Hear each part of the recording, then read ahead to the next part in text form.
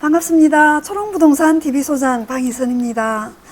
오늘은요, 제가 낮에 업무를 보다 보면 아주 다양한 종류의 세금 관련 질문들을 많이 보내주십니다. 그 중에 조금은 모르시면 알쏭달쏭 할 수도 있겠다 이렇게 싶은 건 또 좀 추려서 이렇게 소개도 드리는데요. 오늘은 어떤 걸 정리를 한번 해볼까 하느냐 하면요, 한 해에 집을 두 채를 팔았을 경우에, 그랬을 때 세율이 뭐 다 그냥 기본 세율만 적용되는 것 같으면 당연히 그냥 계산을 해서 합해서 그냥 뭐 내면 되겠는데, 적용되는 세율이 다른 것들이 있잖아요. 예를 들어 하나는 일반 세율이에요. 6%부터 그냥 쭉 45%까지 적용하는 일반 세율이고, 그 다음에 하나는 분양권이어서 예를 들어 분양권 한 2년 전 보유를 해서 66%의 단기 세율을 적용을 해서 내야 되는 그런 분양권을 팔았어요. 하나는 2억 정도의 양도 차익이 나고 하나는 1억 정도의 66% 세율 구간의 분양권을 만약에 팔았다. 근데 그게 같은 해에 팔게 됐다, 부득이하게 이랬을 경우에 세금은 세율이 다른데 이걸 어떻게 계산을 하지? 하고 궁금해 하시면서 전화를 주십니다. 그 내용을 오늘 한번 주력으로 정리를 해 볼 건데요.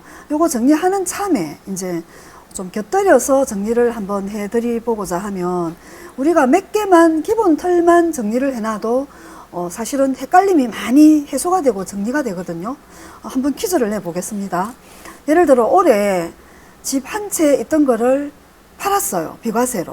비과세로 팔았어요. 근데 살 때 그거를 부산이 한창 피크에 올라가는 조정지역 해제됐을 때 뭐 그 이후에 사가지고, 예를 들어 대연 롯데캐슬 레전드를 만약에 한 9억 5천점에 샀습니다. 근데 그 집 하나만 있었어요. 근데 이걸 올해 그냥 건매처럼 월 그 집 하나밖에 없어요. 그래서 세금 신고할 게 없는 비과세입니다. 근데 7억 5천에 팔았어요. 비과세인데 2억 손해를 보고 이제 팔았습니다. 그렇게 한 채를 처분을 했고, 그리고 그걸 팔고 나서 돈이 조금 있어서 예를 들어서 뭐 대연 DIL을 한 채를 샀다고 가정을 하겠습니다. 대연 DIL을 한 채 샀는데 예를 들어서 뭐 분양권 프리미엄이 생각보다 수익이 좀 났어요. 그래서 그냥 이것도 처분을 하려고 마음먹은 거예요. 하나를 또 처분을 했습니다. 뭐 일정 그 프리미엄이 일어나서. 그러면 대연 DIL에 내가 비과세로 그 처분을 하고 세금을 안 냈지만 2억 손해를 보고 팔았어요. 그거 2억이랑 대연 DIL에 분양권 파는 거에 나온 수익금이랑 두 개 합산 플러스 마이너스를 해서 손해본 게 더 크니까 분양권에 나온 양도세를 하나도 안 내도 되는 건지, 아니면 이거는 합산해서 별개인 건지 궁금하지 않아요?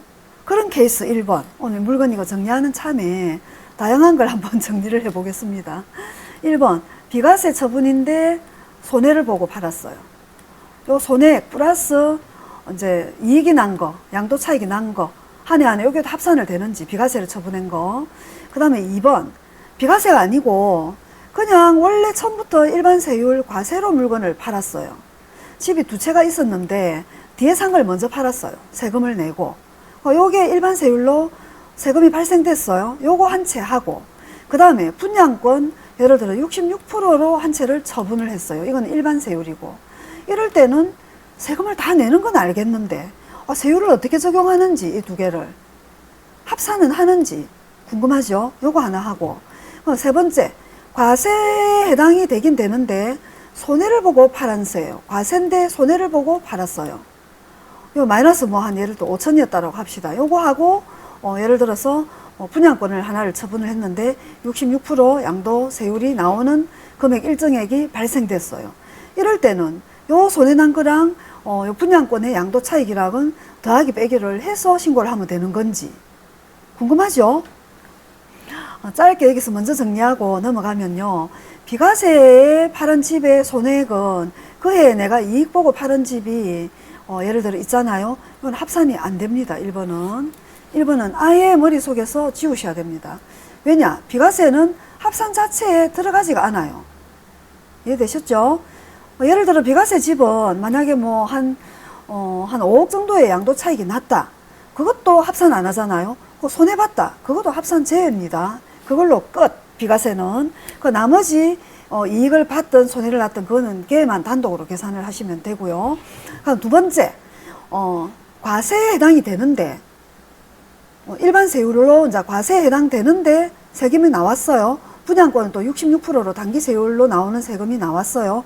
요거는 지금 나중에 제가 파워포인트 만드는 자료를 가지고 정리를 해드릴 거예요. 요 2번 항목은. 그러면 3번에 손해를 보고 오래물 팔았어요. 근데 분양권에 66% 이익이 났습니다.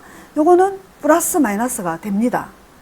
그래서 만약에 손해보고 판 게 1억, 이익 보고 판 것도 1억, 그럼 세금 낼 거 없겠죠.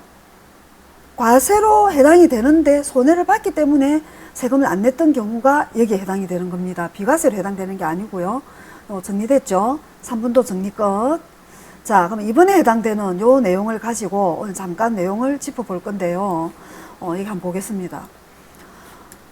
예시를 A 아파트, 레전드를 예를 들어 2년 6개월 들고 있다가 2억의 양도 차익을 내고 이거는 처분을 했습니다. 그리고 나서 바로 또 맞은편에 있는 대연 DIL을 샀다가 어느 날 얘가 피가 1억이 됐네요. 그래서 얘를 2년이 지나면 양도세율이 66%지 않습니까? 1억이 될 때를 기다렸다가 이제 얘는 1억에 또 처분을 했어요. 요거는 일반 세율이고 요거는 66%고 이럴 때 세금을 어떻게 계산하느냐, 그게 위에 잠깐 한번 보겠습니다. 여기 A 레전드, B 대연 DIL 분양권이라고 이제 정해놓고 한번 보겠습니다.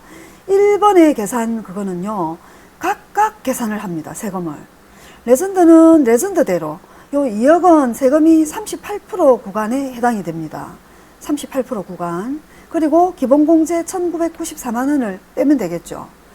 그렇게 계산을 하고 그 다음에 분양권은 기본공제 필요경비 그냥 없다 치고 계산하겠습니다. 계산하기 간편하게.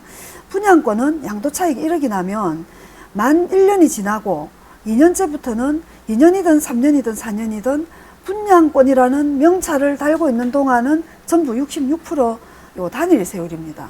요 단기 세율을 66%를 딱 적용을 하면 6,600만 원이 되겠죠. 그거 두 개를 서로 합합니다. 그러면 2억의 기본세율 곱한 게 얼마인지 잠깐 한번 볼까요? 2억 곱하기 곱하기 38%. 그 다음에 빼기 누진공제.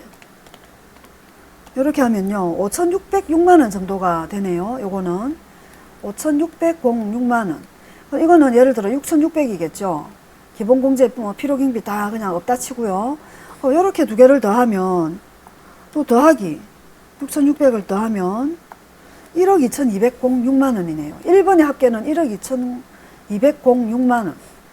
그 다음에 2번의 방식은요, 모든 자산의 양도소득과세표준 합계 필요경비 다 없다 치고 요 두 개 2억과 1억을 더하면 3억이죠. 3억 곱하기 기본세율. 3억까지는 이것도 38%예요. 38% 기본세율. 두 개 더한 거가 속하는 구간의 세율 빼기 누진공제. 3억에다가 곱하기 38% 빼기 누진공제.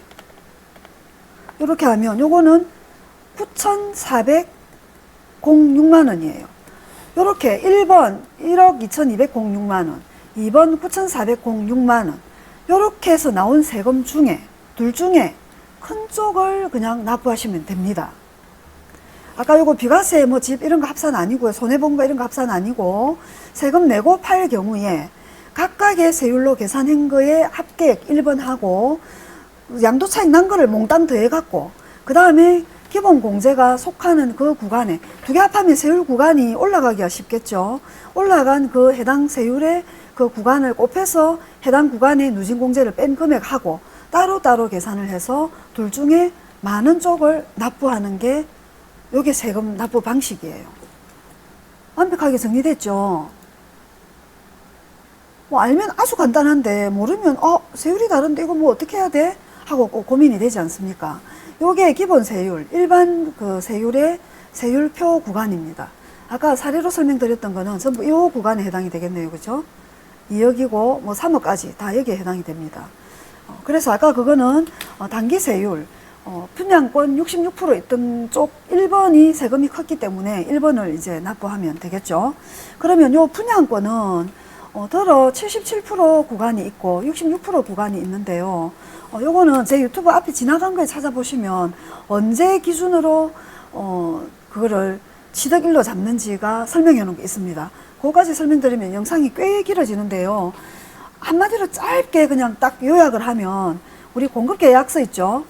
공급계약서가 한 서너 페이지 쭉 됩니다. 여기에 제일 처음에 몇 동 몇 호, 계약금 얼마, 중도금 얼마, 잔금 얼마 적힌 요 첫 페이지 금액 적힌 칸에 보면요. 여기는 시공사 도장이 찍혀 있고 여기에 당첨자 도장이 딱 찍혀 있습니다. 성함이 올라가 있고 여기에 성함이 올라가신 분은 원당첨으로 당첨이 그냥 1순위 발표할 때 바로 발표자 명단에 들어가신 분은 당첨자 발표일이 취득 기준이래요. 그날부터 1년 따지시면 되고 그 다음에 여기에 이름은 성함은 올라가 있지만 아까처럼 뭐 예비 당첨이나 뭐 쭈쭈비나 이런 순서로 해서 받아가지고 계약금을 납부하면서 여기 성함이 올라간 그런 분은 그 계약금 납부일이에요. 그게 취득 기준일이고요. 그 다음 여기에 성함이 없고 공급계약서의 맨 뒷페이지에 양도인, 양수인 칸에 성함이 적혀 있는 칸이 있거든요. 여기 양수인 칸에 성함이 적히면서 취득을 하신 분은 요 명의 변경, 양수인 성함 올라간 칸에 명의 변경 일자가 있어요. 그날 기준으로 1년을 따지셔야 됩니다. 아주 쉽게 정리가 되시죠? 이렇게 하면 자꾸 영상이 길어집니다. 도움 되셨다면요 좋아요도 눌러주시고요 또 뭐 퍼날라 주시면 사실 제일 도움이 됩니다. 당연히 구독은 누르고 계시죠? 초롱부동산 늘 응원해 주셔서 너무 감사합니다. 행복한 하루 되십시오.